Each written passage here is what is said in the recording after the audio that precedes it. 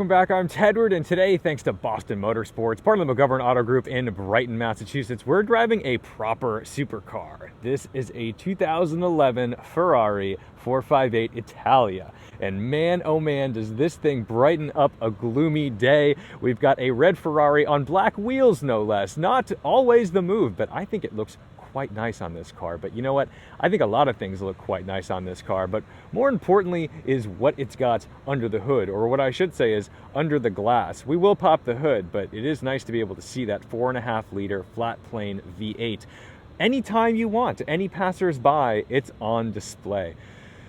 This car marked a big shift in Ferrari's technology because it was the first car to have a dual clutch transmission, a 7-speed from Getrag, shared with the SLS AMG. And I would also think probably similar to the gearbox in the E92 M3, but you know what? We'll let that slide. We'll just give it the SLS. You can tell me in the comments if that's true or not. But it was also direct injection. So this car was able to make 125 horsepower per liter given some trickery with this motor. And that was a big deal back in 2009. And in 2011, they'd settled in. They're selling a bunch of these things. And the design is just spot on, man. I mean, today, this doesn't look old. This is probably one of my favorite Ferrari designs of all time. And even today with the F8 and the SF90, I'd rather stare at this. So obviously that's subjective, not a big deal. You can sound off on what you prefer. But the thing that I'm most surprised about is just how much torque this engine has. So let's get under the hood. It's a little warm. We've just gone out for a bit of a drive, and it sat, of course, ahead of this rear axle because it is a mid-engine supercar. I love the rear end of this car just because there's so many curves, and it's not just in the bodywork, even on these little panels here that curves so nicely around the taillights. It's like they took all of the beautiful things about the Enzo and then left the rest of it and let Pininfarina just paint the perfect picture. Man, this is proper Italian motoring. And this diffuser, all the things in this car just seem so functional and appropriate, whereas today, not necessarily with Ferrari, but in automotive design language, there's so much extra stuff. And this car, although you're always finding a new swoop and cavern and vent, it's all for a reason. There's always a reason on this car for a thing. All 458s came with carbon ceramic brakes. We've got 20-inch wheels up front and in the rear, 235 section tires in the front, 295 section tires in the rear. But I promise you, at 9,000 RPM, they still let loose. When we get in this cabin, it's very driver-centric. In fact, right in front, the only gauge we have really is this giant yellow tachometer with a 9,000 RPM red line. So let's get our pretty red Ferrari key, start it up.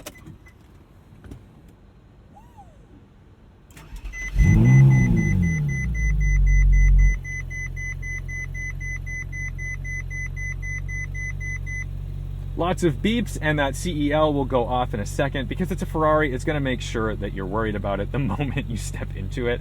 Oh my goodness, it would be a little tough to own a supercar from Italy, but there it is. It's gone. We're ready to rock and roll. The steering wheel is all business, and it's kind of a funky shape. It's not quite flat up top. It is definitely flat on the bottom. Our horns are right at our thumbs, keeping our hands at 9 and 3, and we've got big carbon fiber paddle shifters to operate this dual clutch. There are no blinker stocks. The blinkers are on the wheel. You get used to that on the thumb. Headlight, flash to pass, bumpy road mode, and our Manatino, so we can change it into sport or race mode. It is a little damp today. We're going to keep it in sport mode. We don't need any hiccups. Let's get it out on some open roads and listen to how she sings.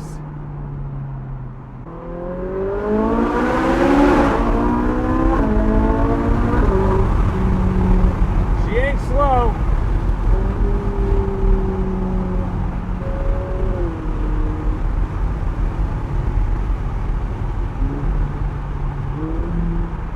But then you get it out on the highway and it's just so docile. Now I've got really tinted windows here, so it's probably not going to look incredible on camera, but I gotta tell you, just cruising along 70 miles an hour, 7th gear, this is a very comfortable place to be. This is the kind of car where you're like, oh, this is actually quite livable, which is surprising for a supercar. But that's where I think the 458 really shines, because it took all of the crazy F1 technology that they were able to cram into a street car, but also allowed them to make it into a package that was like user-friendly. It wasn't as bitey as Ferraris of the past, and it was probably also a lot more reliable, which is not a word that was often used with Ferrari. This is the one you want to own if you don't want to deal with much more than oil changes and occasional maintenance.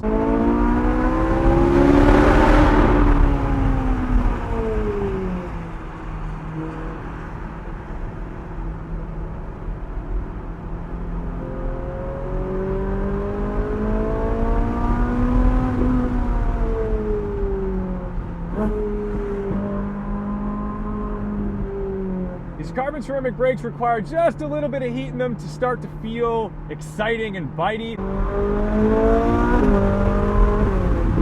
The shifts are ripped off so quickly. And they're without too much drama. In the past, you'd have a single clutch gearbox that would have given a big ka-thunk. Takes a little longer to get in there, maybe a little clunkier in traffic, but with this DCT, it really brings a lot of life to the car because you can operate it very fast.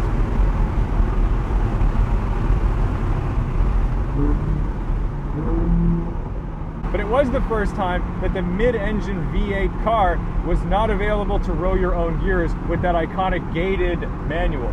Ferrari seems to not care how fast you're going because they bury the speedometer digitally way down in that left corner. I do need to applaud Ferrari for visibility in this car because mid-engine cars can be really tricky when you have that rear corner completely blocked off. But the mirrors on this car are phenomenal, and I really do feel like I have a good lay of the land when I'm moving around in traffic. We've got an overpass, we've got to give it a little rev. Oh, that sounds good.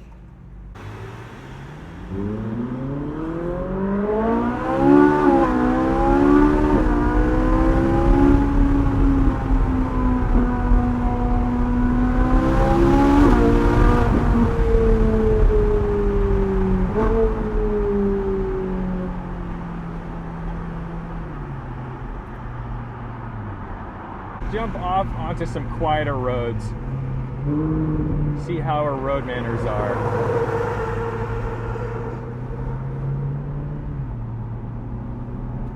I've got to say, it is really nice to drive. Sometimes you get into a supercar and they're too stiff, they're too aggressive, they egg you on just a little bit too much. This is like, you could daily drive a 458. I mean, you genuinely could drive this every single day if you could afford the maintenance on it and you didn't mind a little bit of depreciation. Because unfortunately, that's the problem, is that when you see a Ferrari with like 40, 50,000 miles on it, you're like, oh, no, I want the one with 5,000 miles on it. This one's great. This one's got about 17 or 18,000 miles on it. So it's a driver. You could buy this car and then go put 10 or 12 on it, enjoy it. I mean, you really should enjoy these cars. Another thing that was technologically interesting and innovative on Ferrari's part was that they'd applied brake pressure when you lifted off the throttle. So it would get those pads just kissing those rotors to make sure that there was no water on them and to make sure that they were just ready in an instant to jump into the brakes. It's also worth mentioning the steering is just sublime. Although it's light, I feel like it is a little light. It's damped in a nice way though. At low speeds, it's a genuinely docile thing to play with. You don't feel like you have some exact direct connection, but it's not disconnected either.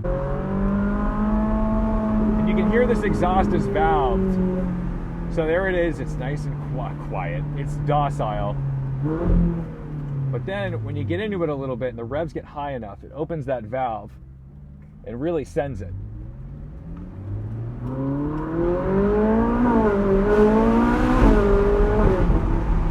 Again, we've got to be a little gentle on it because we do have plenty of torque in this thing, which means that it's ready to spin up those 295s, especially on these greasy back roads.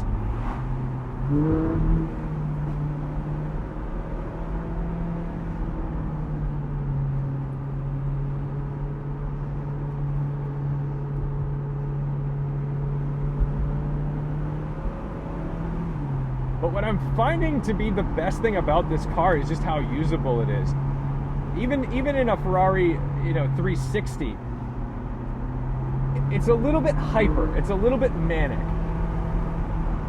This thing is just like an M3 on steroids. I know that's like a really silly analogy, but let's try to make this a bit relatable. It's like the best M3 you could possibly imagine. This is wonderful.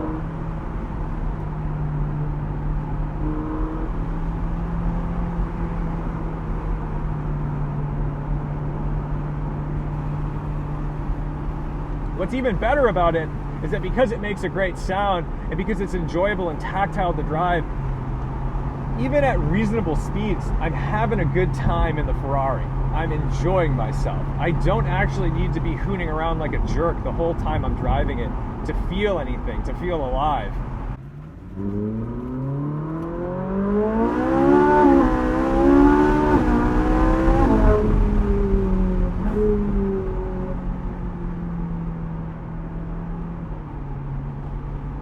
And I know it sounds a little silly with 562 horsepower to say like, oh, it's not too powerful, you know, but it really isn't. It has plenty of power. It's sufficient. It's more than sufficient, let's be real. But it's not so much that you can't exploit it. Like, I'm gonna hit 9,000 RPM a few times on the street and I'm gonna enjoy myself doing it. You can't do that in all cars. I mean, a 488 is a really, really, really fast car. It's almost too fast. What are you supposed to do with that? You can actually use this on the street.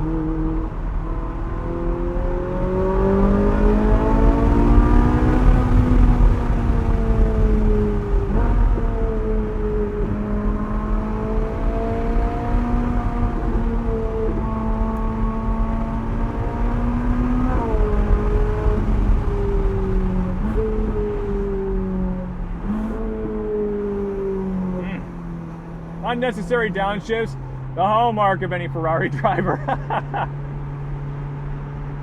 I think the modern supercar has almost lost the plot. Like, yes, they are super, they are fast, they are exotic looking, but they're almost too much.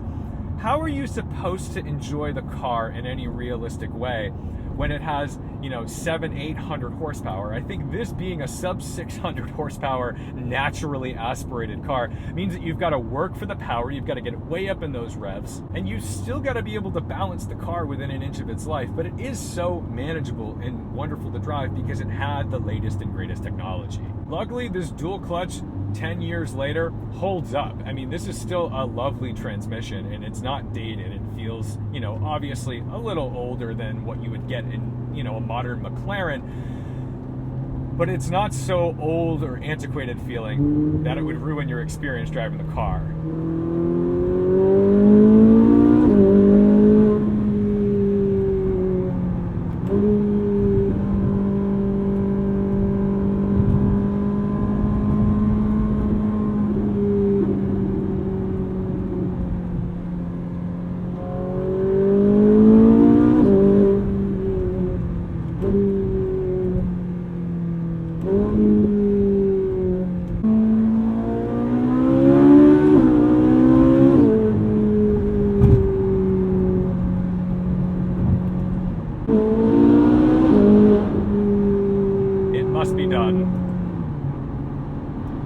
And see, the car, while fast, isn't so fast that I can't do that without like plummeting into the next car in front of me. One criticism, one little minor criticism I have about these paddles is that they do just feel like buttons, whereas like McLaren has done an incredible job giving such a visceral click to those paddles, where this is really, you know, it's attached to an electronic switch. So is the McLaren, of course.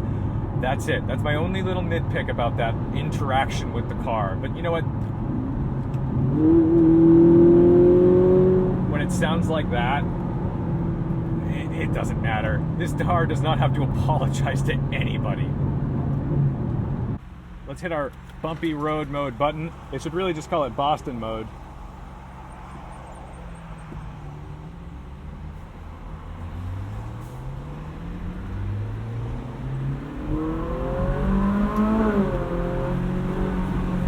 It really does do a good job of smoothing it out. Like, it's not a joke. It does change the suspension enough that you do waft along and you're not feeling the jarring impacts of every bump on the road. It doesn't make the dashboard rattle or anything. This is wonderful. So that, I'm happy to report, is an enjoyable windows down jaunt in a 458 Italia on a somewhat gloomy day. But you know what? This is like the everyday Ferrari that also serves as a beautiful supercar to take to a car show. In fact, I did take this car to Tutto Italiano at the Lars Anderson Auto Museum. And even though folks showed up with the latest and greatest, everyone had to come up and pay homage to the 458 Italia because it really is probably one of the most iconic supercars of the last 20 years. And my goodness, does it look the part. So thank you so much to Boston Motorsports for giving me the opportunity to drive this beautiful Ferrari, letting me drive a modern Ferrari. Honestly, all of my experience has been in older like 50s, 60s, and 80s Ferrari. So it's really nice to drive something that's kind of this century. Don't you forget to respect the drive, and I'll see you in the next one. And I'm a little disappointed that this horn does not have that high-pitched, gorgeous, ooh, that valve just opened up, yes. It doesn't have that high-pitched, glorious Italian thing, which is fine. We can get over that.